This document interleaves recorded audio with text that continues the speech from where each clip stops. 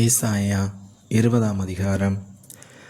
தர்தான் அசீரிய ராஜாவாகிய சர்கோனாலே அனுப்பப்பட்டு அஸ்தோத்துக்கு வந்து அஸ்தோத்தின் மேல் யுத்தம் பண்ணி அதை பிடித்த வருஷத்திலே கர்த்தர் ஆமோத்சின் குமாரனாகிய ஏசாயாவை நோக்கி, நீ போய் உன் அறையில் இருக்கிற ரெட்டை அவிழ்த்து உன் கால்களில் இருக்கிற பாதரட்சைகளை கலற்று என்றார்.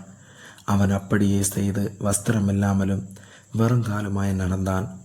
அப்பொழுது கர்த்தர் எகிப்தின் மேலும் எத்தியோப்பியாவின் மேலும் வரும் 3 வருஷத்துக்கு காரியங்களுக்கு அடையாளமும் குறிப்புமாக என் ஊழியக்காரனாகிய ஏசாயா வஸ்திரம் இல்லாமலும் வெறுங்காலமாய் நடக்கிறது போல அசீரிய ராஜா தான் சிறைப்பிடிக்கப் போகிற எகிப்தியரும் தான் குடிவிலக்கப் போகிற எத்தியோப்பியருமாகிய இளைஞரையும் கிழவரையும் வஸ்திரமில்லாமலும் வெறுங்காலமாய் எகிப்தியருக்கு வெட்கமுண்டாகும்படி இருப்பிடம் மூடப்படாதவர்களாய் கொண்டு போவான்.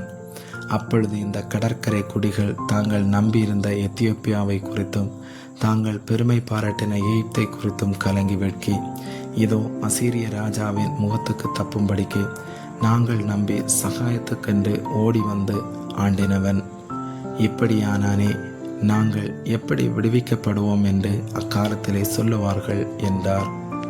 ஆமீன்.